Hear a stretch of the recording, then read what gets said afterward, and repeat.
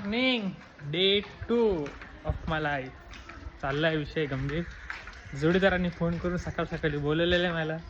काहीतरी विषय आहे म्हणून चाललोय. तो काल उडी मारायला इथंच राहतो बाजूच्या बिल्डिंगला. तिथं खिडकी त्याची जातो त्याकडे. काय विषय तो 100% बघून आल्याच जमा आहे.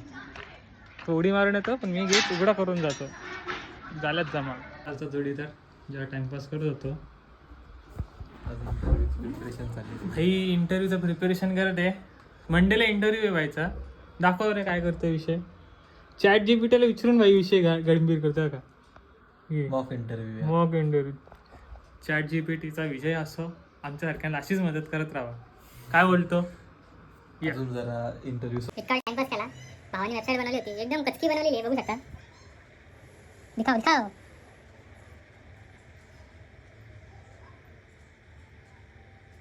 भाऊ एवढा कलाकार आहे पण काय बोलतात यश हाती लागलं नाही भावाच्या. अजून लागल 100% यश भावाच्या हाती लागेल. तुम्ही सपोर्ट करा. 100% यश भावाच्या हाती लागेल. हसतोय गडी. काय टेन्शन आलंय सगळं विषय दिलाय. तर भाऊने बोलाय टाइमपास करायला. टाइमपास करत बसतो दिवसभरात आम्ही. पबजी गेलो. हा जोडीदार पण आले पबजी खेळायला. आपण जोडीदार पबजी खेळायला. आता विषय गंभीर करून पबजी खेळत बसतो आता आम्ही. पबजी खेळता मला आवाज यायला लागला. आमचा नंतर बघितलं तर आमचा बारका खिडकीत बसला होता. झाडांना पाणी देत होता. मी तरी लगेच मम्मीला हाक मारून बोललो की त्याला आत घे म्हणून. कारण काय त्याचा तोल गेला असता. त्याला लागला असता जबरदस्त. तरी त्याच्या अंगातले किडे बघा किती चालले. अशा प्रकारे दिवसभर टाइमपास केला. बाजार वगैरे फिरलो मी. पण कसं आहे आज सॅटर्डे आहे. विषय असा आहे का माझे मित्र येतील 10 वाजता घरी मला घ्यायला.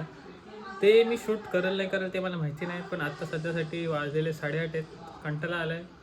तर घरात आलेले बसलेले आरामात. बाजार फिरलो ते दाखवता आला नाही कारण का माझ्या मोबाईलची चार्जिंग कमी होती त्यासाठी. बाकी एका जोडीदाराचं लग्न ठरलेलं आहे. जाऊ आपण लग्नाला 14 तारखेला. काय विषय काय त्यासाठी गुड नाईट.